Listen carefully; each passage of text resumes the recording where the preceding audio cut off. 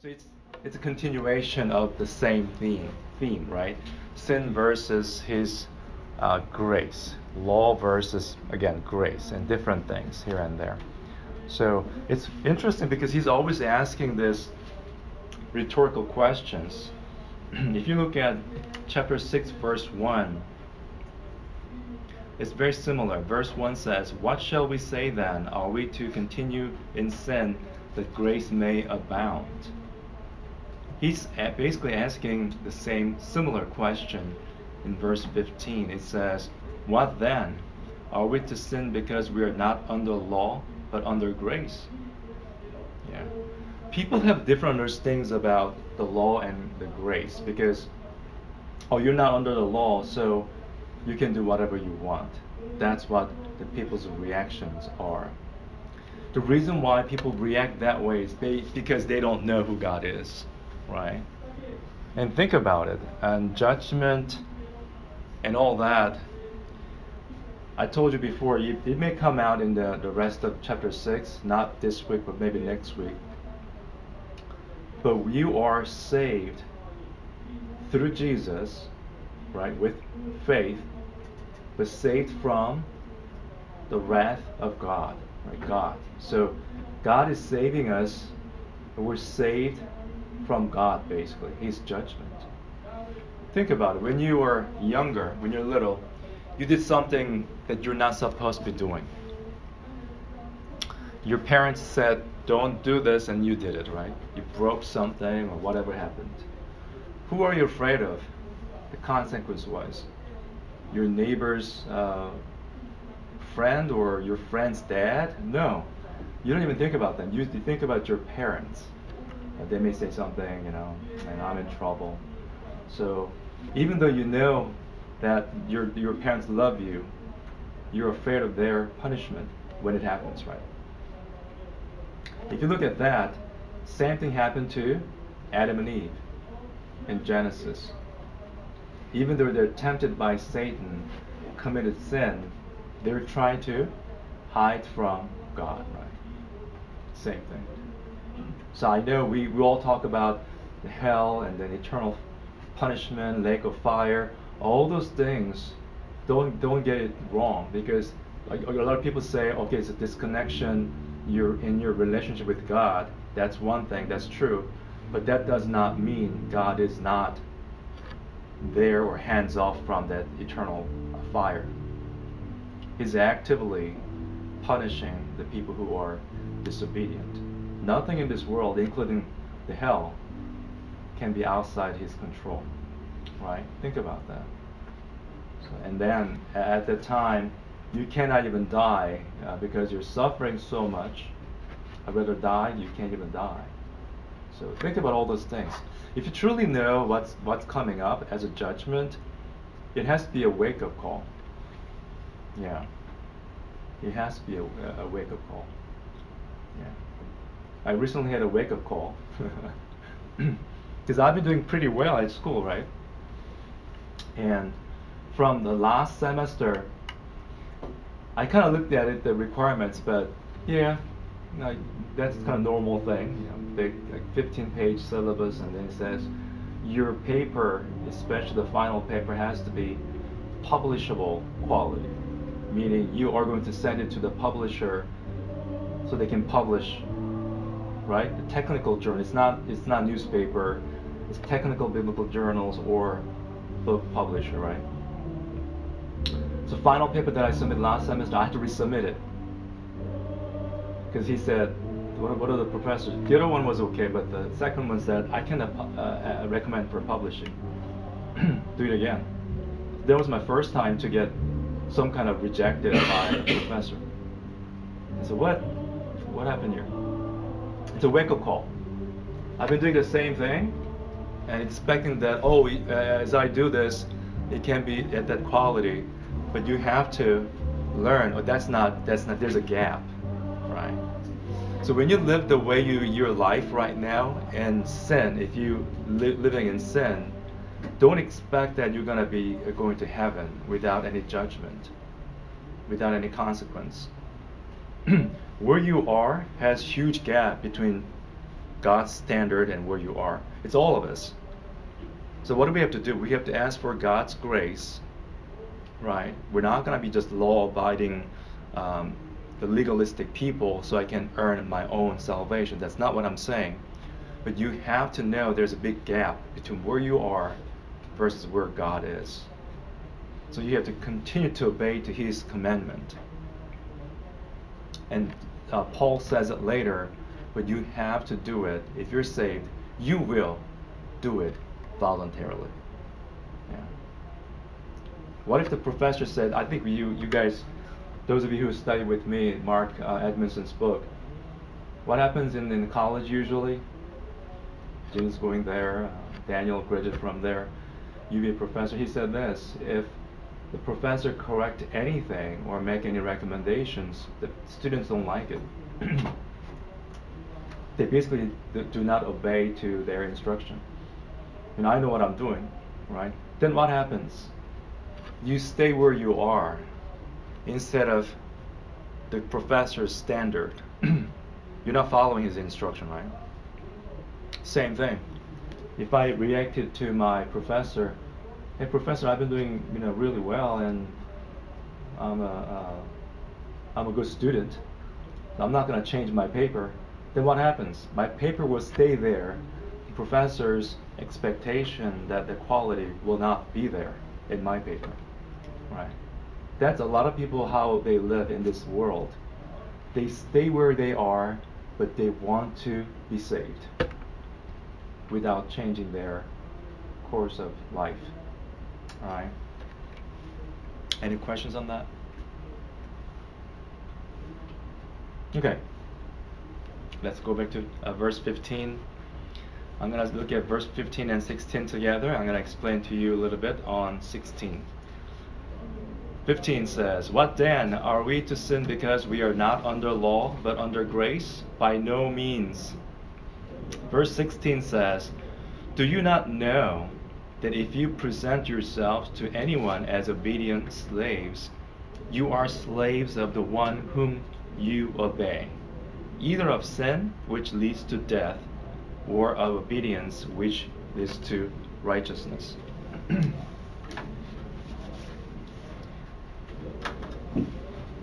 So this is the verse that I just read, verse 16, right? So let's take a look at this.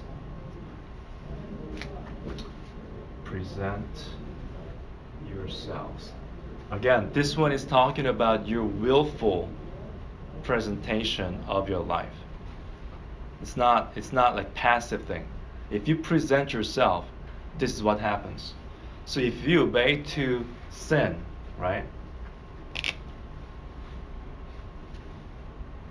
And please note, obedient slaves. What does that mean? They're slaves, they are not obedient also, right? Obedient slave means they're disobedient slaves as well. But if you don't obey to your master, what happens? You get punished, right? But does it change your status? No, you're still slaves. So anyway, so that's a different discussion, but obedient slaves, right? So this is the sin. If you obey to sin, what happens? Leads to death, right? If you obey to God, it sounds like if you stop right there, okay, if you obey to God, it may lead to, opposite of death is life, right? But Paul doesn't say it that way. If you're obedient, it leads to the righteousness, which he explains later, okay? And I was going to explain this a little more today because I was expecting a new person, but you guys already heard this before. It's not our righteousness, God's righteousness that'll make us justified in front of God, right? And then with His righteousness, we will be saved, not based on what we do. So that makes sense. Basically, it's saying the same thing. The later verses are saying that what happens to our lives. By the way, we have the communion on the other side. In maybe 25 minutes. So our service will be cut in half, basically. Okay? All right. So do you not know that if you present yourselves to anyone as obedient slave? So think about this, right? The way you live right now. Are we all saying that, okay, it's so much fun out there, entertainment is available, everybody's doing it, so we are going to do that. That's I'm willingly doing what other people are doing. Versus what the Bible says. Obedient to his commandment.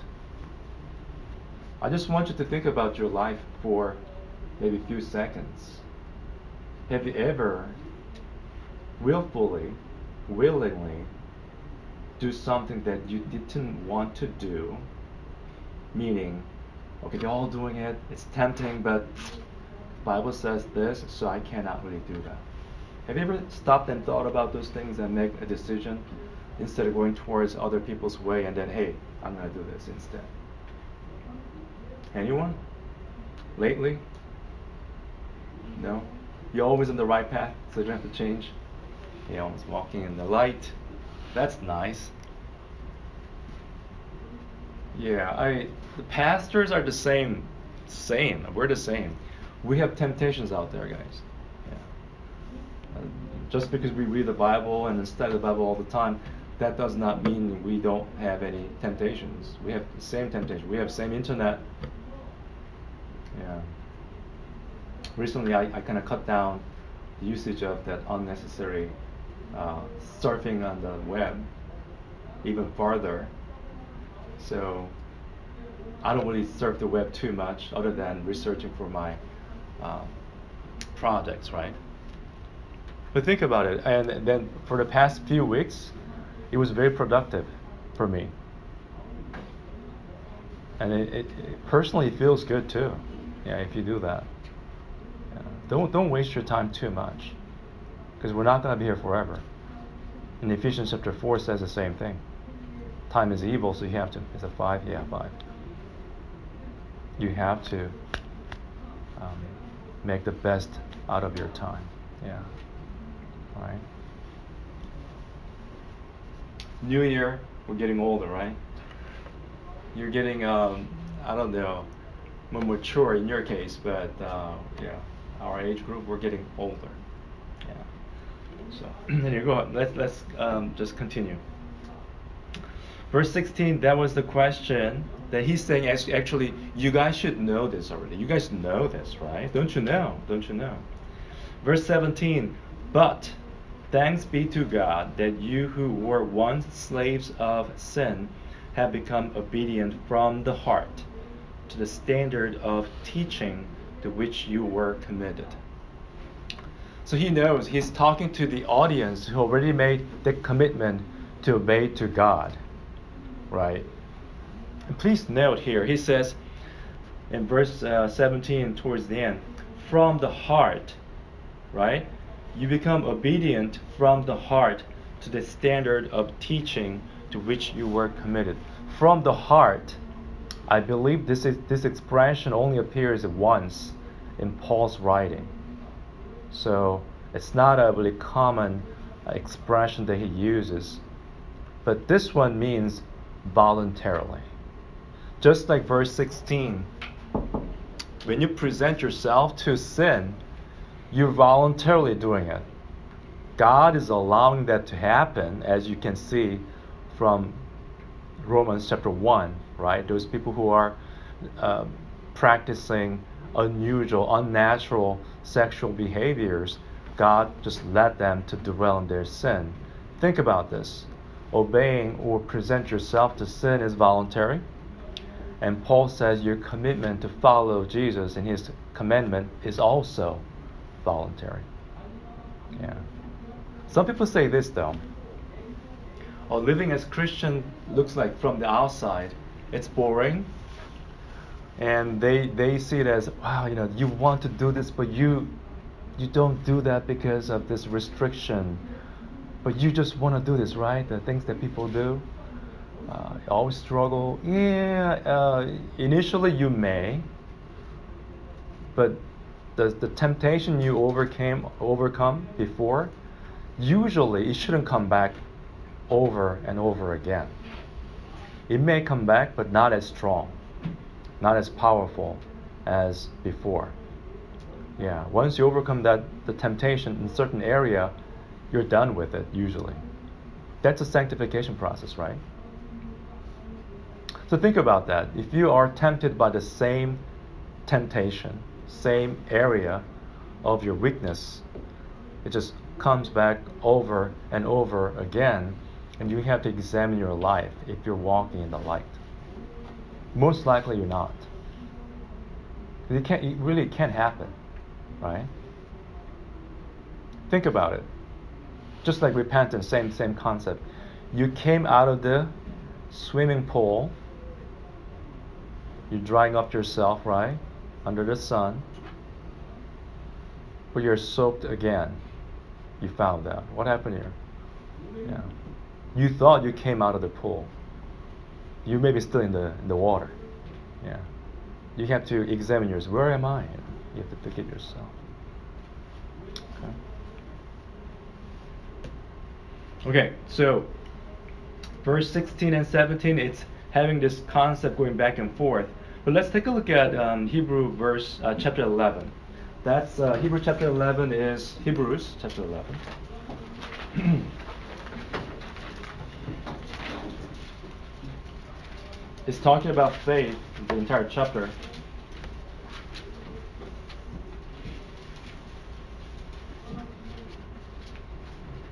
Sometimes obeying to God is not always clear. So I just want to show you Abraham's example of what he did. Hebrews chapter 11, verse 8. Verse 8. Are we all there? Okay, let's read them together. Ready? Go. By faith Abraham obeyed when he was called to go out to a place that he was to receive as an inheritance. And he went out not knowing where he was going. By faith. That's it. That's fine. We can continue, but think about it. You know? He went out of his comfort zone. He was living well in his town. He has relatives, friends, he has a good position, and everything's fine. All of a sudden God says, pick up the stuff and leave. So he left. If you look at Genesis, Abraham did not even ask a question. I think that's his character. When God asked him to sacrifice his son, he didn't ask why. He just packed up and left the next morning, early in the morning. It was not a good idea. Actually, maybe it was a good idea. He didn't even talk to his wife. The Bible doesn't say Abraham told his wife, Sarah, I'm going to go out and then. No, he didn't even say. It must have been a good idea, right? Yeah.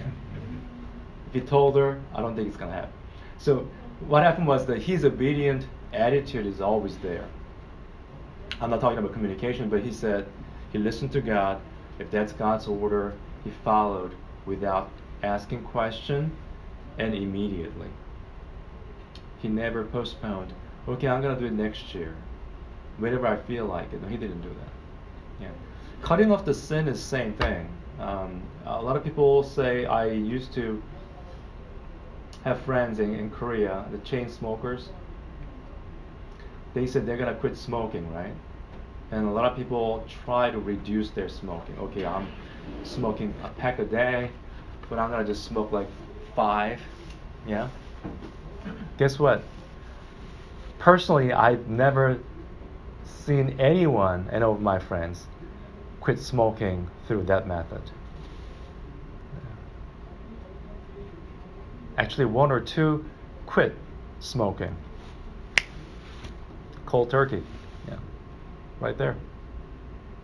They have some issues right after they quit, but they quit. But those people who try I'm going to use this methodology, I'm going to reduce smoking and blah, blah, it's going to happen in 2 months, I'll be done. Never happened, right? Sin, same thing. Oh, I'm going to do this less and less, and eventually I'm going to just do away with that. It doesn't happen that way. The best way to get out of your sinful nature, whatever area you're struggling, is just get out of it completely. And what happens is this. After you get out of that sin, you look back, you're going to realize after a few days, few weeks, even few months, what was I thinking in there back then? Yeah. And guess what? Now, I don't really miss that anymore. That kind of thing. It should happen that way. Smokers who quit smoking completely, they don't even like to smell the smoke. They don't like it. It's not like, yeah, I quit so I don't like it. No, they just don't like it anymore. Sin, same thing. It has to be that way. I'd love to do this, but I can't. No, it's not like that. The smokers who quit smoking, they don't even miss that smell. And they don't like it anymore. Somehow it changes that way. Okay? So when you're doing it, you don't realize it. So you like it, right? You like doing it and whatever have you. But once you quit doing that, you will realize that was not good for you. Okay? Think of it that way. Let's go back to Romans chapter 6. Verse 17 one more time. But thanks be to God that you who were once slaves of sin have become obedient from the heart to the standard of teaching to which you were committed.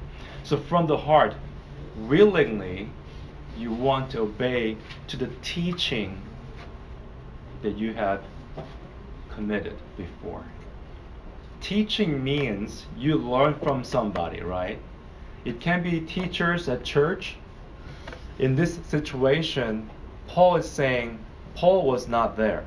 Paul didn't teach them directly, the Roman people in Rome. So Paul's designated teachers there, or the people who learned from Paul here in Israel and went back there, whatever the case might be, he's talking about teaching that you learn from somebody. Ultimately, what they taught was the Bible. The Bible. Yeah. By the way, my new semester started today. So I have to start submitting my homework like 4 times a week for the rest, I don't know, next 14, 15 weeks. I'm excited about this class because each semester I'm only taking 2 classes, right? 900 level class. Yeah. But anyway, so one of them is about historical development of theology, different subjects. So I'll be able to read. I'll be reading some church fathers' works, like from 1st through 4th century, 5th century. Of course, professor wants to cover everything, for past 2,000 years worth of developments. So we'll do that. But when you look at those people's life, right? And I don't think they were perfect, but still, their dedication, the willingness to follow Jesus, and then their eagerness, a passion to learn more about the Bible, right? Because that's the only source, real source, to know who God is. It's amazing. It's mind-blowing thing. And in fact, I started reading a few of the books already, but one says this. One particular book has a little introduction, says, if we start, these theologians are talking about it, if we start a seminary again, meaning start a new school, we will have to focus more on church history and early church fathers. Those are largely missed until you become a mature Christian. Then you start realizing and appreciating it. They say that's not a good order. You have to learn those things, and then you appreciate how we got the Bible, for example, how many people lost their lives for this, what it took us to become a Protestant in terms of believing in the Bible alone, right? All those things you're going to appreciate more than just Bible is given to you from church for free, and whenever you have a time, just read it. Yeah, that's different approach. So, I don't know. The Heretics, Knowing Heretic, that book is very similar. It has some church history background in there, so you will have a lot of insights about how people actually lived. Because we're not the only one. We're not the first generation who believe in Christ, right? Generations from the beginning, they have a lot of people who lived as Christian, and they wrote something down so we can see that, how they lived, right? We have a casual conversation about that too. Oh yeah, back then they didn't have to work. They have servants, so all they had to do was study and focus on their meditation. That is true too. But think about your vacation time. I know you guys are busy for different things, but just because you don't go to school for, I don't know, 2 months, and is that summer? Summer vacation, 2 months? About? Yeah. Do you really make the time, best of your time, and then be very productive for those 2 months just because you don't go to school? It doesn't really happen that way. I know a lot of people retiring from their work. They have a lot of good plans. I'm going to do this and do that. A lot of times they waste their life away. That's why they go back to work a lot of times. You know, I've been retired for 3 years. Guess what? I gained weight, not doing anything. Forget it, I'm gonna go back to work. Same thing. So, depending on how you look at it, you can use your time wisely and actually have same urge or same passion for the Word of God while you're going to school and working. Yeah, the first century, second century church fathers are not exception. They were busy with their family and different issues, right? They don't talk about that in their book. It's all about Jesus. Yeah. To me, that's a admirable thing to do. All right. Verse 18. All right, verse 18 and 19. And having been set free from sin, have become slaves of righteousness. I am speaking in human terms because of your natural limitations. For just as you once presented your members as slaves to impurity and to lawlessness, leading to more lawlessness, so now present your members as slaves to righteousness, leading to sanctification. Right? Righteousness, if you're alive, if you're born again, you will be sanctified. So if you commit yourself for the righteousness of God, the sanctification process will continue, and that's a good sign that you're alive. If there's no sanctification, if there's no maturity come into your life spiritually, then that's not a good sign. That's not a good sign. When you exercise, there's some study out there. So there's some not a good idea, but some people have a study that Asians usually take longer to develop their muscle. Even if you do the same amount of exercise, there's some little elements in your body. You don't really form your muscle as fast as other people, I heard. I'm not sure if that's true. Is that true, Joseph? Yeah. You have a big muscle, son. I don't know. Anyway, so what I'm saying is this: you exercise every day, trying to build a muscle, right? You're doing it. So you take a picture of it. 1 month later, a lot of exercise, right? Take a picture of it. Compare it. You don't see any difference. Actually, you gain more weight, bigger bellies. What happened here? Something's not right. Yeah? 2 months, you've been exercising every day, sweating hard, but you took a picture again. Same thing. Your belly is getting bigger and bigger. So what's happening here? Something's not right. You think you're exercising to build the muscle, but you're not building the muscle. It doesn't show. You don't have to show off, but still, if you don't see it, it's not happening, right? Sanctification, same thing. If you're not maturing in spiritual side, it's not happening, right? Then you cannot say I'm alive spiritually. You cannot say I'm a Christian when there's no growth, when there's no sanctification process. No matter how long you've been attending church, no matter how many bread crumb you had in the communion, it doesn't really matter. You're not growing spiritually, right? Think about that.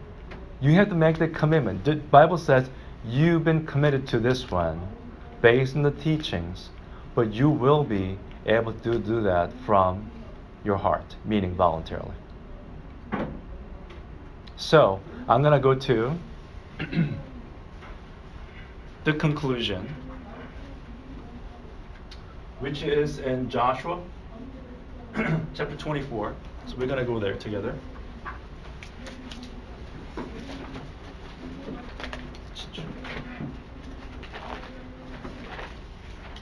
It's Joshua 24. That's the last chapter of Joshua.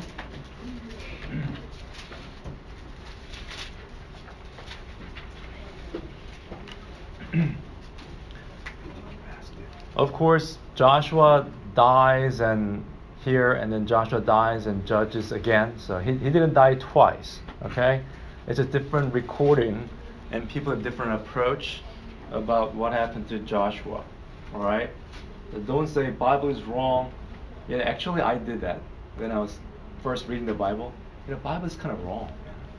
Genesis, same thing.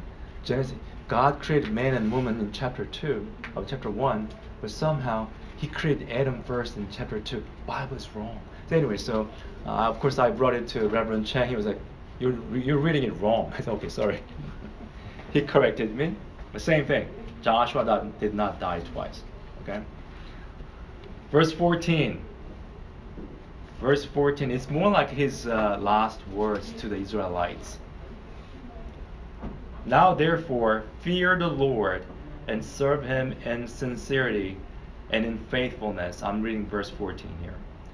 Put away the gods that your fathers served beyond the river and in Egypt, and serve the Lord. Think about this, guys. Put away the gods that your fathers served beyond the river and in Egypt, meaning foreign gods here. Direct context is talking about foreign Gentile deity. If you apply to our lives today, put away the things that the world is advertising. To put away the things that world is enjoying. I'm not really advocating a boring life here. You can go out and have fun with your friends, watch movies, go to restaurants sometimes. You can do that. I'm not saying cut all off. But whatever they enjoy, you cannot do the same way. With the same thing that they enjoy the most. And then, before you know, those activities will go away one at a time. That's why people see Christian life as boring life. Anyway, you may not find it. I don't see it as a boring life. So I don't know. Let's continue. Okay, let's think about that. Verse 15 says this: and if it is evil in your eyes to serve the Lord, choose this day whom you will serve. Hey, serving the Lord is not good. Really? But choose, guys. Make a decision here. Choose this day whom you will serve, whether the gods your fathers served in the region beyond the river, meaning, are you trying to live as worldly as other people, like unbelievers? If you like to do that, hey, choose to do so. That's fine, right? Or the gods of the Amorites in whose land you dwell. There are different choices out there, right? But as for me and my house, we will serve the Lord. As you can see, capital L-O-R-D, Yahweh, the covenant God, God who promised about his plan, initially from Moses, right? In Exodus chapter 3. Joshua is basically saying, hey guys, you have to make a decision. Willful decision. Presenting yourselves to the evil ones, foreign gods, or entertainment, the worldly value, worldly fun, we say, right? Versus serving the Lord. It doesn't mean you have to be a pastor or pastor's wife. Serving Lord, you can do it at home, at workplaces, at your school, right? Be honest. My favorite example at school, if the assignment is read the whole book, read the whole book. Don't get the cliff note and then, hey, this is what it is. 4-page summary, find from internet. Don't do that, guys. As a Christian, you gotta be honest, right? We have a reading report we have to submit. I'm sure it's voluntary, right? Reading schedules. Think about it, because one class we have 7 textbooks, main textbooks, and about like 15 recommended books which we have to buy. And as I listened to his short lecture first week, he recommended more books, about a dozen books. So what do? We have to get them and read them, right? So reading report says it's voluntary report, showing you reading progress. I'm sure some people will say, I read them 100%. You should not do that. If you did it, that's great. If you actually read 100%, cover to cover and really focused, that's great. Just say it. But in the seminary, and at this level, I don't think we're gonna say, yeah, I read 100%. Hey, on time. Yeah. If you didn't read it, just say, couldn't make it. I just read 85%. Just be honest. But what's the point of getting a good grade, right, if you're not honest before God? Especially in the seminary, Yeah, I have a question, but regular college, same thing. Workplace, same thing. If you did something, if you made a mistake, just say, hey guys, let me make it up for it. I made a mistake. Right? You have to live that way. I shared this many times before. I have to share this with you one more time. All right. Spurgeon. Spurgeon is the prince of preaching. He went to college to learn how to preach. I think at the age of like 19 or 18. And after a few months, professor told him, there's nothing I can teach you. Get out. So he didn't get out, but still, he was so good. Yeah, he was so good from a young age until he died. He had a little, it's unfortunate, he had a little mental issue at the end of his life, but throughout his life, most of it, he was a great preacher, right? And he's saying this, and I completely agree with him. A Bible that's fallen apart usually belongs to someone who isn't. If your life is not intact, it's not in the right place at this point in different things, something you cannot control, I'm not saying that. What I'm saying is because of our passage, something that you made a mistake. Because of your sinful behavior, or your thoughts, or whatever have you, that consequence come to your life, then you have to think about this. Am I going to the Word of God versus, like as Joshua mentioned, am I chasing after the things that has nothing to do with the Bible? All right? Yeah. Again, I have to kind of share more story because they're supposed to be done by now, but it's a never-ending story. You're learning all the time. So I thought I kind of learned enough to discipline myself, and I'm just reassessing my time that I spent these days. It's a serious thing, because in fact last night I listened to the first lecture from this professor. That keyword popped up again. Your paper has to be publishable. Oh, that keyword again. And one of my professors shared with us last semester how hard it is to publish anything, because they said Thomas and Dr. Sanders, They both work together for this one article. It's not a book. One article, right? On a certain subject. Do you know how long it took them to revise, edit, going back and forth, and to publish that? That one article? Dr. Sanders told us it took more than a year.